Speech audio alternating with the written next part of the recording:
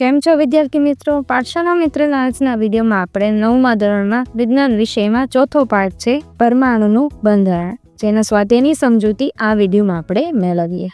પ્રશ્ન 1 છે, electron, proton અને ન્યુટ્રોનના ગુણધર્મોની સરખામણી કરો. પેલું છે ઇલેક્ટ્રોન, તે ઋણ વીજભાર ધરાવે છે, દળ અવગણી શકાય તેટલું હોય છે, પ્રોટોન કરતા 1800 ગણો હલકો હોય છે, ધન વીજપાયિત કણો તરફ આકર્ષાયેલા રહે છે, કેન્દ્રની બહારની બાજુ ભ્રમણ કરે છે. પ્રોટોનની વાત કરીએ તો ધન વીજભાર ધરાવે છે. પ્રોટોનનું દળ છે એ 1 AMU એટલે કે એટોમિક માસ યુનિટ છે. ઋણ ભારિક કણો તરફ આકર્ષણ પામે છે, કેન્દ્રમાં રહેલા કણ છે. ન્યુટ્રોનની વાત કરીએ તો કોઈ પણ પ્રકારનું વીજભાર ધરાવતા નથી. ન્યુટ્રોનનું દળ છે એ 1 AMU છે. વીજભાર ધરાવતા નથી, તેથી આકર્ષણ પામતા નથી, કેન્દ્રમાં રહેલા કણ છે. પ્રશ્ન 2 છે, જે થોમ્સનના પરમાણુના નમૂનાની મર્યાદા દર્શાવો. થોમ્સને પરમાણુ નમૂનામાં ધન વીજભાર અને ઋણ વીજભારની ગોઠવણી વ્યવસ્થિત ન હતી. થોમ્સનને દર્શાવેલા ગોઠવણ જુદા જુદા તત્વોના જુદા જુદા રાસાયણિક ગુણધર્મ સમજાવી શકતી નથી. અન્ય વૈજ્ઞાનિકો થોમ્સનના પરમાણુ નમૂનાને સમજાવી શક્ય નથી. પ્રશ્ન 3 છે, રુથરફોર્ડના પરમાણુના નમૂનાની મર્યાદા દર્શાવો. વર્તુળાકાર પરિભ્રમણમાં ઇલેક્ટ્રોનનું ભ્રમણ સ્થાયી હોઈ શકે નહીં, કારણ કે અસ્થાયી કણ હંમેશા વિકિરણ સ્વરૂપે ઉર્જા મુક્ત કરે છે. આમ ઇલેક્ટ્રોન સતત ઉર્જા ગુમાવે છે અને કેન્દ્ર સાથે અકળાય છે અને કેન્દ્રમાં દાખલ થાય છે. તેથી પરમાણુ સ્થાયી રહી શકે નહીં અને દ્રવ્ય સ્વરૂપે અસ્તિત્વ ધરાવે નહીં. પ્રશ્ન નંબર 4 છે, બોહરનો પરમાણુનો નમૂનો સમજાવો.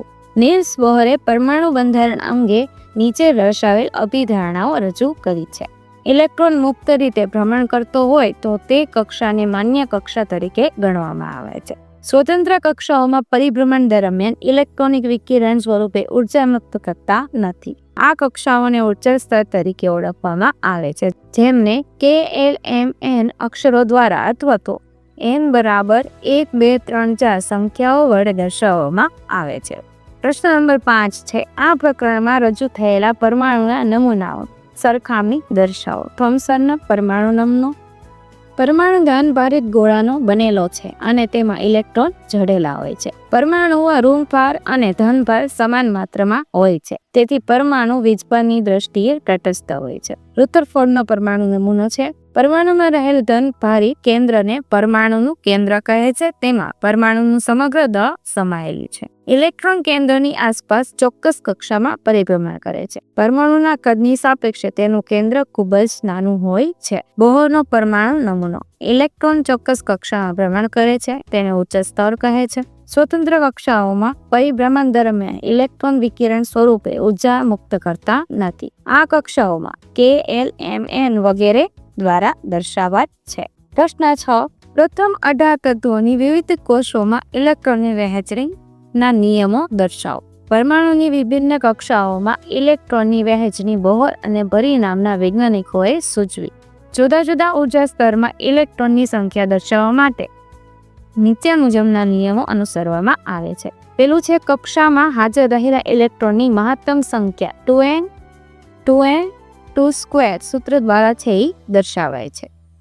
મહત્તમ સંખ્યા 2n2 સૂત્ર દ્વારા છે એ દર્શાવાય છે, જ્યાં n છે કક્ષાનો ક્રમ છે, n બરાબર છે 1 2 3 4 છે. આમ જુદી જુદી કક્ષાઓમાં રહેલા ઇલેક્ટ્રોનની મહત્તમ સંખ્યા નીચે મુજબ દર્શાવી શકાય. પ્રથમ કક્ષામાં અથવા કે કોષમાં મહત્તમ છે એમાં 2 આવશે, બીજી કક્ષામાં 8, ત્રીજીમાં 18 અને ચોથી કક્ષામાં છે એ 32 આવશે અને તેવી જ રીતે આગળની કક્ષાઓમાં ઇલેક્ટ્રોન ગોઠવી શકાશે. પ્રશ્ન 7 છે, સિલિકોન અને ઓક્સિજનના ઉદાહરણો દ્વારા સંયોજકતા વ્યાખ્યાયિત કરો.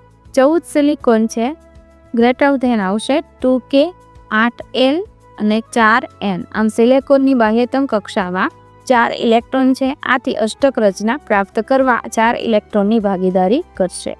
8O છે, ગ્રેટર ધેન 2K, 6L. આમ ઓક્સિજનની બાહ્યતમ કક્ષામાં 6 ઇલેક્ટ્રોન છે. આથી અષ્ટકની રચના પ્રાપ્ત કરવા માટે 2 ઇલેક્ટ્રોન મેળવશે. આમ કોઈ પણ તત્વની બાહ્યતમ કક્ષામાં અષ્ટક રચના પૂર્ણ કરવા માટે ભાગીદારી કરતા ઇલેક્ટ્રોનની સંખ્યાને સંયોજકતા કહે છે. પ્રશ્ન નંબર 8 છે, ઉદાહરણ સહિત સમજાવો. એમાં પેલું છે, પરમાણુય ક્રમાંક, દળ ક્રમાંક, સમસ્થાનિકો, સમદળીય. સમસ્થાનિકોના કોઈ પણ 2 ઉપયોગો જણાવો. પેલું છે પરમાણુય ક્રમાંક. કોઈ પણ તત્વના પરમાણુના કેન્દ્રમાં હાજર રહેલા પ્રોટોનની સંખ્યાને પરમાણુય ક્રમાંક Z કહે છે. ઉદાહરણ તરીકે છે હાઇડ્રોજન માટે Z બરાબર 1 કારણ કે તેના કેન્દ્રમાં એક પ્રોટોન હાજર છે. બીજું છે દળ ક્રમાંક. પરમાણુના કેન્દ્રમાં રહેલા પ્રોટોન અને ન્યુટ્રોનની કુલ સંખ્યાના સરવાળાને તત્વનો દળ ક્રમાંક કહે છે. ઉદાહરણ તરીકે એલ્યુમિનિયમનો દળ ક્રમાંક, તો એમાં આવશે 13 પ્રોટોન પ્લસ 14 ન્યુટ્રોન એટલે કે 27 દળ ક્રમાંક છે એ થશે એના. ત્રીજું છે સમસ્થાનિકો. એક જ તત્વના જુદા જુદા પરમાણુઓ કે જેમના પરમાણુય ક્રમાંક સમાન પરંતુ દળ ક્રમાંક અસમાન હોય તેને શું કહેવામાં આવે છે? તો કે સમસ્થાનિકો કહે છે. ઉદાહરણ તરીકે હાઇડ્રોજનના 3 સમસ્થાનિકો છે, પ્રોટિયમ, ડ્યુટેરિયમ અને ટ્રિટિયમ ધરાવે છે. ચોથું છે સમદળીય. જુદા જુદા તત્વોના પરમાણુ કે જેમના પરમાણુય ક્રમાંક અસમાન હોય પરંતુ દળ ક્રમાંક સમાન હોય તેવા તત્વોને સમદળીય કહે છે. ઉદાહરણ તરીકે નિયોન છે એમાં 10-22 આવશે અને જે સોડિયમ છે એમાં 11-22 આવશે. પરમાણુય ક્રમાંક અને દળ ક્રમાંક. સમસ્થાનિકોના 2 ઉપયોગો જોઈએ તો કેન્સરની સારવારમાં કોબાલ્ટનો ઉપયોગ થાય છે અને ગોઈટર રોગની સારવારમાં આયોડિનનો ઉપયોગ થતો હોય છે. પ્રશ્ન 9 છે સોડિયમ સંપૂર્ણ ભરાયેલી K અને L કક્ષાઓ ધરાવે છે, સમજાવો. સોડિયમમાં ઇલેક્ટ્રોનની સંખ્યા 11-1 બરાબર 10 થશે. K કક્ષામાં ઇલેક્ટ્રોનની સંખ્યા 2 થશે. L માં છે 8 એટલે 8 ને 2 કેટલી થશે? 10 છે સંપૂર્ણ ભરાયેલી છે. આમ K અને L બંને કક્ષાઓ સંપૂર્ણ છે ભરાયેલી છે. પ્રશ્ન નંબર 10 છે જો બ્રોમિન પરમાણુ 2 સમસ્થાનિકો 79/35 એટલે કે 49.7% અને 81/35 એટલે કે 50.3% સ્વરૂપે પ્રાપ્ય હોય તો બ્રોમિન પરમાણુના સરેરાશ પરમાણુય દળની ગણતરી કરો. તો જોઈએ આપણે 79 × 49.7 પ્લસ 81 × 50.3 ડિવાઈડ આવશે 49.7 પ્લસ 50.3 એમનો સરવાળો થતા જવાબમાં છેલ્લે આવશે 80.006 U.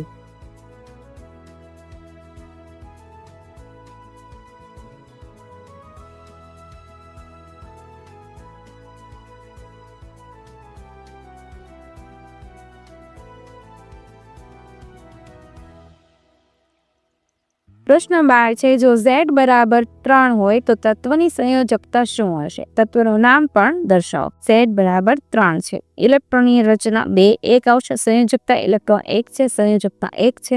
તત્વનું નામ થશે લિથિયમ. તેવો પ્રશ્ન છે 2 પરમાણુય સ્પીસીઝના કેન્દ્રીય રચના નીચે મુજબ દર્શાવેલી છે. પ્રોટોન અને ન્યુટ્રોન આપણને આપેલ છે. XY નો દળાંક જણાવો. 2 સ્પીસીઝ વચ્ચેનો સંબંધ દર્શાવો. પરમાણુ X નો દળ ક્રમાંક 6 + 6 12 થશે. પરમાણુ Y નો દળ ક્રમાંક 6 + 8 14 થશે. X અને Y સમસ્થાનિક તત્વો છે. પ્રશ્ન 14 છે નીચે દર્શાવેલ વિધાનો માટે સાચા માટે ટ્રુ અને ખોટા માટે ફોલ્સ સંકેત દર્શાવો. એમાં એ છે જે થોમ્સને રજૂ કર્યું કે પરમાણુના કેન્દ્રમાં માત્ર ન્યુક્લિયોન્સ હોય છે એમાં આવશે ફોલ્સ. ન્યુટ્રોન, પ્રોટોન અને ઇલેક્ટ્રોનના એકબીજા સાથે સંયોજવાથી બને છે તેથી તે તટસ્થ હોય છે એમાં ખોટું આવશે. સી જોઈએ ઇલેક્ટ્રોનનું દળ પ્રોટોનના દળ કરતાં 1/2000 ગણું છે એમાં આવશે ટ્રુ. આયોડિનનું સમસ્થાનિક ટિંક્ચર આયોડિન બનાવવા ઉપયોગી છે કે જે દવા તરીકે વપરાય છે એમાં પણ ફોલ્સ આવશે. પ્રશ્ન નંબર 15 છે રુથરફોર્ડનો આલ્ફા કણ પ્રક્રિયાનો પ્રયોગ શેની શોધ માટે જવાબદાર છે એમાં આવશે એ પરમાણુય કેન્દ્ર માટે છે. પછી 16મું જોઈએ તત્વના સમસ્થાનિકો ખાલી જગ્યા ધરાવે છે તો કે ન્યુટ્રોનની જુદી જુદી સંખ્યાઓ ધરાવે છે. પ્રશ્ન 17 છે C1 આયનમાં સંયોજકતા ઇલેક્ટ્રોનની સંખ્યા કેટલી છે તો કે 8 છે. બી આવશે. પ્રશ્ન નંબર 18 છે નીચેના પૈકી સોડિયમની સાચી ઇલેક્ટ્રોનીય રચના કઈ છે એમાં આવશે ડી 281. ત્યાર પછી છે પ્રશ્ન નંબર 19 નીચેનું કોષ્ટક પૂર્ણ કરો. તમે વિડીયો પોઝ કરીને આ કોષ્ટક છે એ લખી શકો છો.